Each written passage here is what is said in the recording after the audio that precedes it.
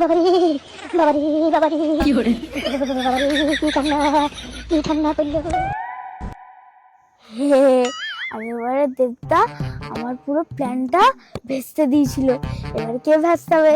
এবার তো দেবদা নেই, কারণ কি দেবদা তো এখন মামার বাড়ি চলে গেছে 7 দিনের জন্য। আচ্ছা, যাই হোক, এখন আর বেশি কথা বলা যাবে না। ওদের বাড়ি খাসির মাংস রান্না হয়েছে, আবার বিনা চানে।